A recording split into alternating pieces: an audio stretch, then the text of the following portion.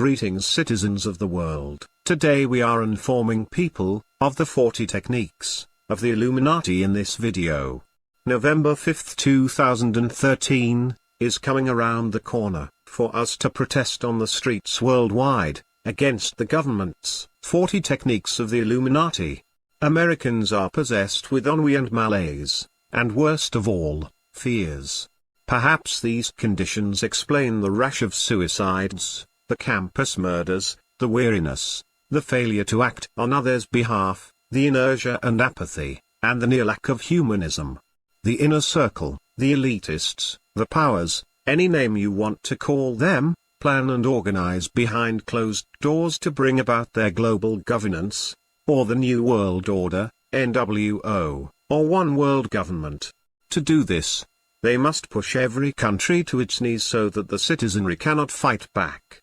America appears to be the last stronghold for them to conquer, and at that, we are already weakened. They employ a slate of techniques to establish the NWO, but behind each of these methods is one basic practice: to instill fear in the masses so that we will rely on the government for safety and protection, and thus yield our rights and freedoms in the process.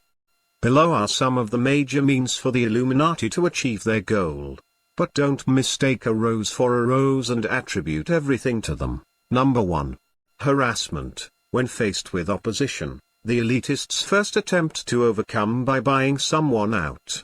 If that doesn't work, they resort to discrediting and then harassment in extreme form via endless phone calls, tapping or tracking, or tailing and following, as well as putting out negative, disparaging and secret info on them, snooping in their lives and projects.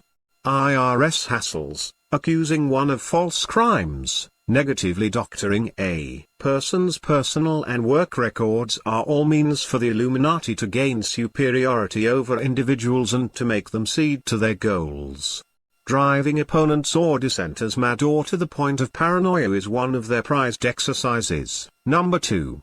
Population control. Invented food shortages, water contamination, lack of space, depletion of green maneuvers to slice off 2/3 of the world's 6 billion citizens, and save themselves, while allowing death and other horrors to befall the other 4 billion.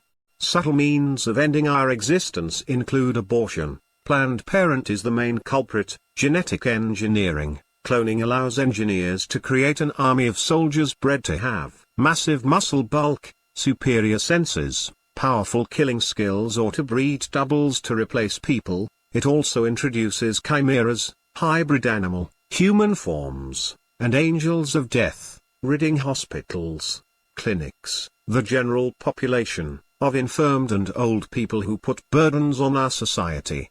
Euthanasia is a form of this, as are fatal surgical procedures. Number 3. Contamination. Any form of poisoning will kill a sizable population, and this can be targeted. The elite can contaminate our water supplies and food resources. Genetically modified food may be exemplary, and despoil our land, soil impregnated with bacteria, oil and other toxic spills. Number 4.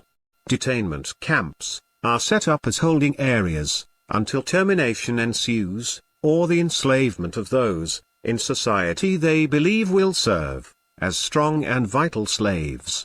Whether factual or not, that we even believe they exist puts us in a state of fear and anger. Underlying the knowledge of such gulags is the simple fact that the American populace realizes that a police state or martial law is on the horizon. Number 5. Moral corruption has been, and remains, a major technique for bringing about the New World Order, with all its anti-Americanism, anti-patriotism, and anti-traditionalism going on. Destruction of home-taught values has been aligned with the new educational dockets in government schools. Relative values rule over old-fashioned, family-oriented, absolute values. What is morally, ethically and legally right and wrong? Whatever feels right to you, do it, even if it isn't. Number 6. Diversity. This refers to forcing us to show tolerance, understanding and acceptance for values we do not believe in. Political correctness was the thrust for this. Censorship and hate crimes are also a means for forcing undesirable changes down our throats. Number 7. Racial dissension. This is a method they use to create conflict among races and nationalities, as in divide and conquer. Number 8. Removal of God. The elite work hard to prohibit us from making any reference to God or Christ, and the sacredness of Christianity, in public, but yet they promote pagan holidays, Wicca, black magic, and practice Satanism. A society lacking in God and spirituality, especially one supposedly built on Christianity, is a doomed civilization, and one that easily cedes to others. Their goal is to reach back to the ancient mysteries, and to learn what they believe are advanced technologies from ancient aliens and gods. Number 9. Ecumenism is another parameter for a one-world religion. Believing that Christ is not the Savior, or that other people, or so-called prophets are the saviors, makes Christianity invalid.